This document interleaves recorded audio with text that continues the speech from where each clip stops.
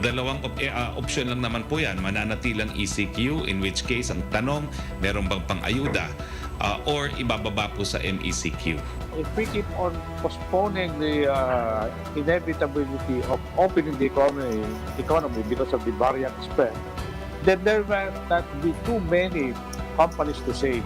Actually, matagal nang hindi namin kaya eh. Ang pinag-uusapan na nga namin dito sa aming level ay yung mag-loan for additional funds. Kung akong opinion ko lang, masusunod. Ako namumuno sa IATF, bababa ako sa MECQ at paiigtingin ko yung localized, lockdown, testing at saka tracing. Ang mahalaga rin, mahalaga yung mga social gathering kasi dapat until malusutan na natin yung Delta variant. You heard from several officials, both in private and public sector, seemingly favoring the easing of restrictions in Metro Manila. While the current ECQ is set to lapse tomorrow, it comes at a time when cases are seeing new highs, nearing levels seen during the peak in April. Good evening, I'm Robbie Alampay. You're watching The Big Story. Let's start with Metro Manila's quarantine classification set to expire by tomorrow. Government is mulling whether to extend the lockdown or ease restrictions. Maricel Halili has the big story. There are only two options for the government in choosing Metro Manila's next quarantine classification. Mananatilang ECQ, in which case, ang tanong, meron bang pang-ayuda? Or ibababa po sa MECQ? But the private sector is already feeling the pinch of the stricter quarantine. If we keep on postponing the inevitability of opening the economy because of the variant spread, then there will not be too many companies to save at all. Some Metro Manila mayors are also contemplating on whether or not the lockdown should be extended. Actually, matagal nang hindi namin kaya eh. Ang pinag-uusapan na nga namin dito sa aming level ay yung mag-loan for additional funds to support itong ating lahat ng programa para labanan tong pandemyang ito. Definitely, mahihirapan kami yan. Some health experts are in favor of easing curbs as long as protocols will be strictly observed. Opinion ko lang, masusunod. Ako namumuno sa IATF, bababa ako sa MECQ at paiigtingin ko yung mga mayor, yung mga LGU, yung localized, lockdown, testing at saka tracing. For the Trade Department, a return to MECQ might suffice. Nagbigay na tayo ng 2 weeks na ECQ. Gusto natin maibalik lang yung mga trabaho ng ating mga kababayan. The Octa Research Group believes that both ECQ and MECQ in Metro Manila are acceptable. Mahalaga yung mga social gatherings kasi dapat hindi mo na mag-social gathering at this time until malusutan na natin itong Delta variant. For Presidential Advisor in Entrepreneurship Joey Concepcion, giving the fully vaccinated more mobility, whether it be in public transportation or entering establishments, should provide a good balance between health and economy. This is the way to open the economy, not allowing unvaccinated to enter these places because they will just get sick. President Duterte is expected to announce his decision on Friday. For News 5, Maricel Halili, We Are One News. To talk more about what's next for Metro Manila, joining us tonight, Interior Undersecretary Ipimaco Densing, Yusek Densing. Welcome to The Big Story. Yeah, good evening, Robbie, and to all your televiewers. Good evening. Sir, wala pa po tayong announcement? The announcement will be made tomorrow, but the decision has been made. It took close to 4 hours of discussion on what community quarantine will be imposed in Metro Manila, Laguna, and Bataan. But with all due respect, sir, if the decision has been made, why wait another day just to announce it? That the private sector and everybody that's very eager and very anxious to know what happens next will need as much time as they need to prepare for next week. They need a decision as quickly as possible. If a decision has been made, why prolong it? Well, first of all, if you're asking me, I'm not authorized to make the announcement. It's the presidential spokesperson, Harry Roque, is authorized. Maybe later tonight, there's a possibility that he will announce. But the change in community quarantine for the National Capital Region in Laguna will start on Saturday, that's August 21, and for Bataan, on Monday, that's August 23. Okay. Now, in the meantime, while we await the formal announcement of any or all decisions, could you give us a sense of what the assessment of the 2-week break has been? How does the IATF see the past 2 weeks in terms of having made any kind of difference? Well, the same as the surge that we experienced in March, April, the result of a lockdown will be felt only after 2 weeks from the time we've started to lift the lockdown. So we're talking about at least the first week of September. But what is important, Robbie, is the IATF has already approved the policy shift that we have proposed as early as last week. And the policy shift is really to move towards more aggressive granular lockdowns and a new way of attacking this virus or containing this virus, really doing house-to-house active case finding. So these are the major policy shift that we will be implementing hopefully by after the first week of September. Okay, Interior Undersecretary Epimaco Densing, maraming salamat po. Average daily vaccinations in Metro Manila saw a 10% rise during the ECQ. Tonight's big number is 1.8 million. That is the number of individuals vaccinated in the NCR during the lockdown. The National Vaccinations Operations Center is reporting that average daily jabs rose by 17,000 during ECQ to 168,000. Health officials attribute this to rising vaccine confidence, fear of the Delta variant, and the ease of travel to vaccination centers under ECQ. These big stories after the break. On the eve of the expiration of ECQ in Metro Manila, COVID infections reached a new high at almost 15,000, the highest yet since April. And a piece of face mask for 27 pesos and a face shield for 120 each. These were the overpriced items flagged by the Commission on Audit in its report on the Health Department. And the local airport has just been named as finalist in the World Architecture and Design Awards. Find out what sets apart the Clark International Airport after the break.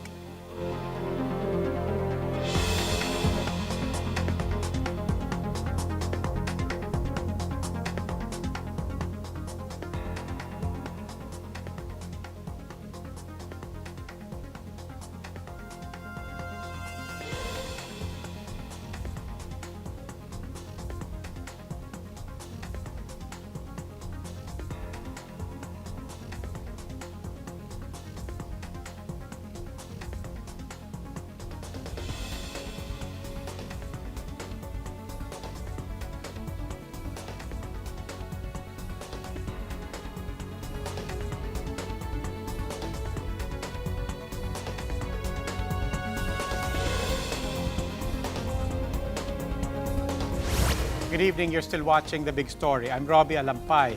Scrutiny of the Health Department's supposed budget deficiencies continue, this time with the Senate going over pricey face masks and face shields.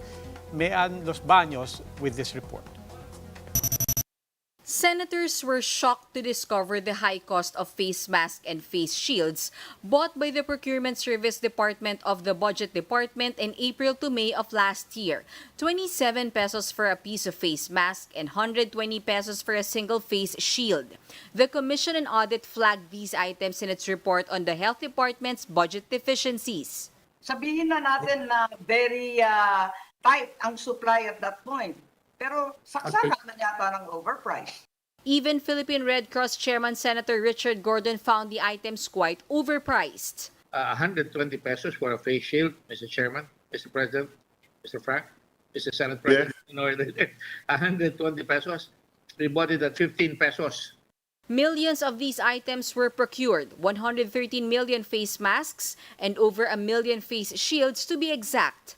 The DOH transferred 42.4 billion pesos of its COVID-19 response fund to the DBM, part of which were used to purchase the said items. I would assume of DOH was from work from home, and they were also busy with the pandemic. So at that point, they thought it more practical and practicable to transfer the fund to PSDBM. The agency explains scarce supply pushed prices up during that time. They added that there was also no SRP then. Because of the global demands and the shortage of these we need to, since these items are really important to the DOH, we have no recourse. Senators zeroed in on resigned Budget Undersecretary Christopher Lloyd Lau, who led the PSTBM at that time. Kanda told the Senate that they already questioned Lau about the overpriced items. Yun po yung tinanong namin noon kay Yusek Lau. And he said at that point na because there were limited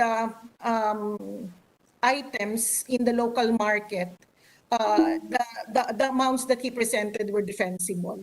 But the lawmakers are not satisfied. But if you look at the facts, it is so obvious that there was an overpriced. The Senate will resume its hearing on the COA report on August 25. Resigned Budget Undersecretary Lau is expected to be summoned. The DBM and DOH are also advised to submit records of all transactions and procurement entered into by Lau. Reporting for News 5, Mean Los Baños, we are One News. Array of hope in the face of the global vaccine supply crunch, the Philippines may be able to start producing its own COVID-19 vaccines locally by next year.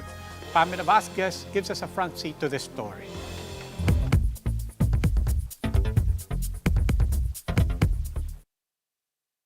While the IATF scrambles to import more vaccines for the country, the Department of Science and Technology and Trade Department are working towards producing vaccines locally. So far, at least 8 companies have expressed interest, and at least 2 are in advanced talks. They have the facilities. It's a matter of expanding and adding more equipment para magawa itong import, fill, finish type of operation. Fill and finish means ingredients are mixed and imported in bulk from abroad. Then these are filled into the vials and packaged locally. The goal is to get them up and running sometime late 2022 or even 2023.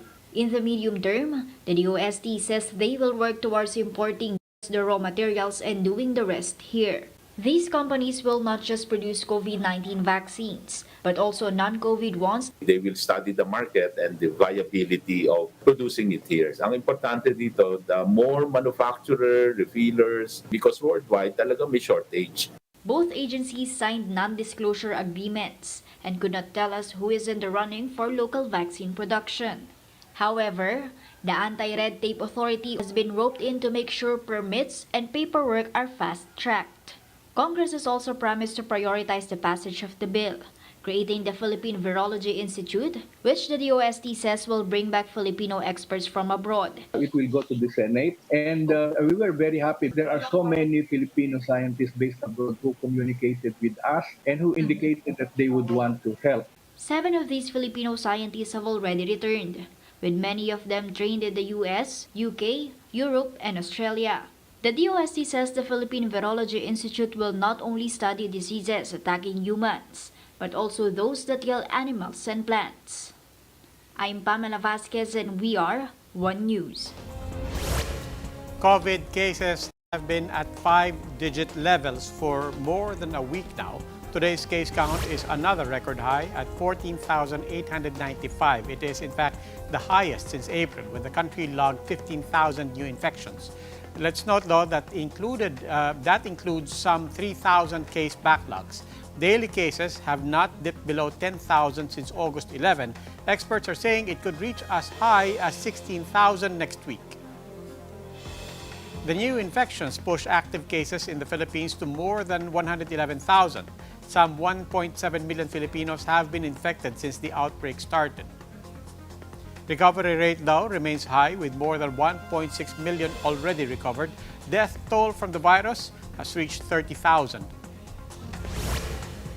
Meanwhile, many hotspots continue to deal with a surge in new COVID-19 infections and a rising death toll. In Binian, Laguna, crematoriums are overwhelmed. Mayor Arman Dimagila says up to 4 cadavers are being brought to their local crematorium per day. He says the number of casualties are also causing delays in cremation. Meanwhile, COVID-19 specimens for testing are now piling up at the molecular laboratory in Cagayan. From 600 average daily tests, the laboratory now deals with around 800 specimens per day. Municipal health workers now have to fall in line to deliver samples for testing. Cebu Governor Gwen Garcia is slamming the recent release of a video from a July 10 beach party in Camotes Islands, calling it malicious and politically motivated. The party was allegedly attended by Cebu officials, including Garcia's own son-in-law and Cebu Representative Duke Frasco. The video shows attendees not following health protocols like wearing of face masks while partying.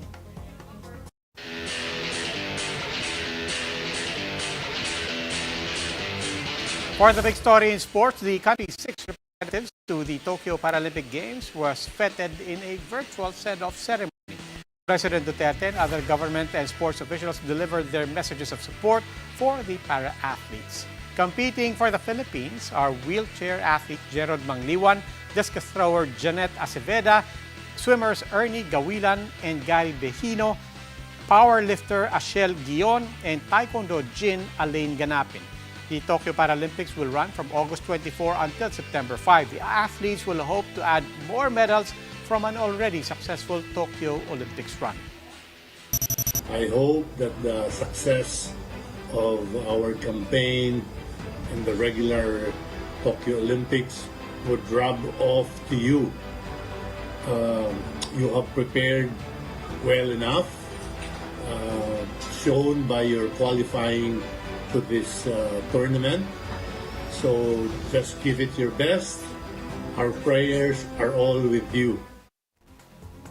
Time for another quick break. When we return, as the U.S. is set to roll out booster shots next month, the Philippines is also setting aside funding for a third dose in next year's budget.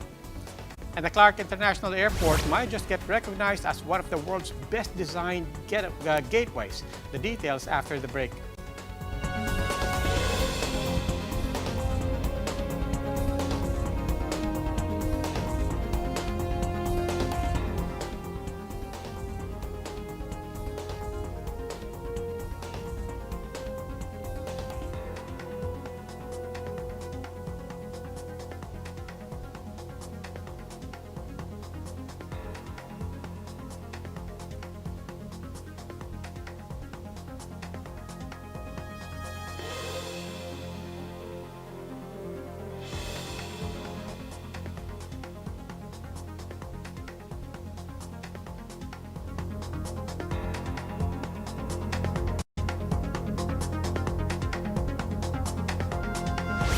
Good evening. You're still watching The Big Story. I'm Robbie Alampay.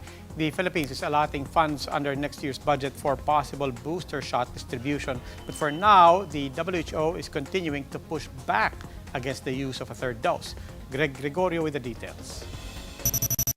Beginning next month, the United States will roll out COVID-19 booster shots after a new study showed that protection weakens over time. Eligible residents are those who had their Pfizer or Moderna shot 8 months prior. The move comes amid strong criticisms over vaccine inequities. The World Health Organization has time and again pushed back against the use of booster shots for now.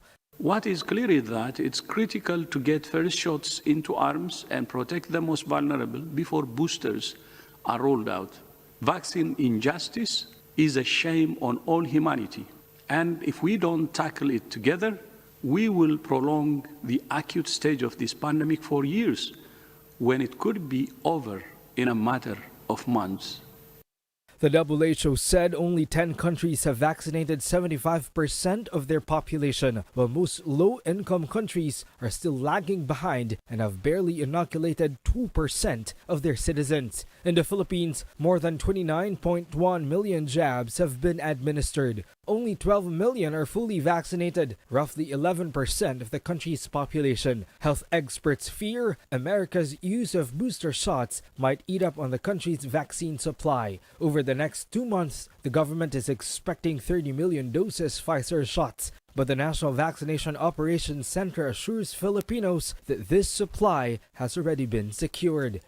Kung may commitment sila to give the doses, kasama yan sa negotiation. Kasi alam naman natin this is US-based. Then it will all come part of the negotiation and agreements as we move forward. Booster shots have yet to receive the green light here in the Philippines, But the government has already included funds for booster inoculations in its 2022 budget. Once rollout of booster shots kick off, healthcare workers and persons with comorbidities are expected to be prioritized. For News 5, Greg Gregorio, we are One News. On the security front, a defense expert is warning against possible spillover effects of the Taliban takeover in Afghanistan. The National Police says things in Mindanao are under control, but just to be on the safe side, it has the whole police force on full alert. Mobile journalist Stanley Gahete has the front seat to this story.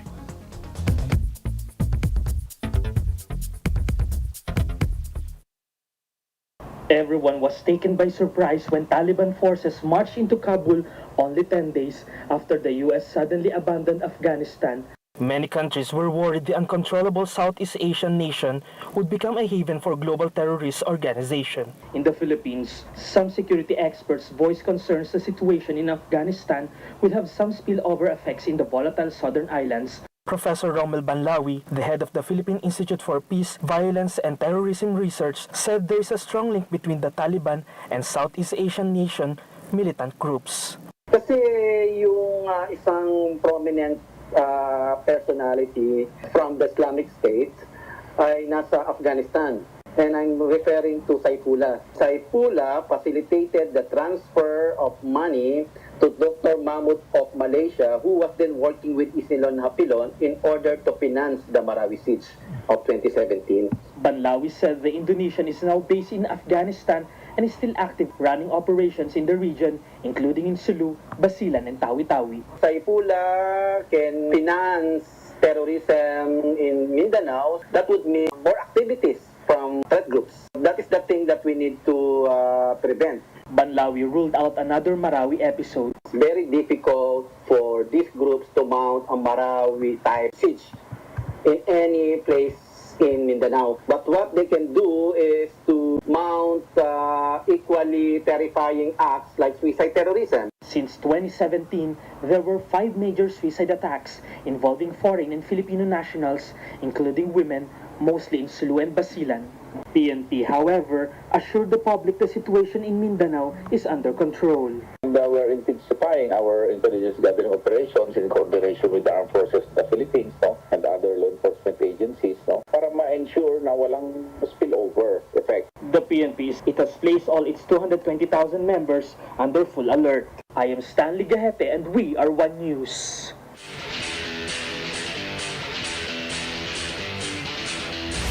One of Manny Pacquiao's biggest supporters is confident that he can easily defeat Yordenis Ugas on Sunday. This, of course, is no other than Mommy Dionisha Pacquiao. Although she will not be in Las Vegas, Mommy Dionisha is still fully supporting her son. Of course, she says that she was not impressed by Ugas' strength when she watched one of his fights. Before Pacquiao left for the U.S., Mommy Dionisha said that she prayed for him and told him not to be complacent.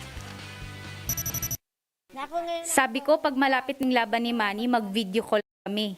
Sabihan ko na, fight ha? Huwag magpapakampante. Huwag mo siyang hahayaang maunahan ka. Stay home and stay tuned this Sunday for the much-awaited bout of the Philippines Fighting Pride, Manny Pacquiao and Cuban Olympic boxer Yordenis Ugas. You can catch their fight for the World Welterweight title on Signal Pay-Per-View for only 750 pesos, live commercial-free in HD. For postpaid subscribers, go to my.signal.tv and order online. For Signal prepaid and satellite subscribers, visit your nearest smart load retailer and load PPV 750. Don't miss this fight. Pacquiao versus Ugas on Signal Pay-Per-View for 750 pesos. Order now.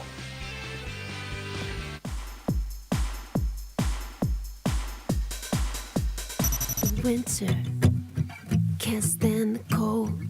After a 4-year hiatus, Grammy winner Lorde is staging a comeback via a new album, Solar Power. It explores the themes of self-awareness, love, loss, and environmentalism. Lorde said the title just dawned on her during one of her world tours. As someone who's caught up with a pop star life, she found it best to take a step back and reflect on the life she's leading. I'm always going to be someone who needs to retreat from, being a pop star to be able to make something and undergo a transformation that makes me want to write something new. But returning to the music scene in the middle of a pandemic feels different for Lord. Super fortunate timing-wise that, things have kind of opened up a bit more now, and I'm able to do some things in person. While the break from constant touring is a relief, Lord says she's just adjusting to a stay-at-home lifestyle. Her past life as a non-celebrity. It's just so different because, I spend like years of my life basically not being a famous. Solar Power is out on Friday, August 20. For News 5, MJ Marfori, we are One News. Clark International Airport is one of 6 finalists in the prestigious Prix Versailles Architecture and Design Awards. The Clark International Airport is competing with Germany, Greece, Kazakhstan, New Zealand, and New York. The airport's interior design pays homage to Mount Pinatubo, Sacobia Riverbed, and Mount Araya. It also utilizes earth tones and soft gray as well as accents of green and blue to emulate the Philippine archipelago. Clark International Airport has a 4-level, 110-square-meter terminal that can accommodate 8 million passengers per year. Among its features, a dedicated OFW lounge, walk-through commercial spaces, and gender-neutral toilets. Winners will be announced in late November, if not in early December. And that wraps up today's big story. Catch us again tomorrow at 8 p.m. on Signal Channels 8 and 250. Please like our Facebook page, One News. For more in-depth analysis, you can visit our webpage, onenews.ph. Now, mask on, wash hands, stay safe, and get vaccinated. Philippines, sa ngalan po ni Gretchen Ho, ako po si Robbie Alampay. We are One News. Good evening.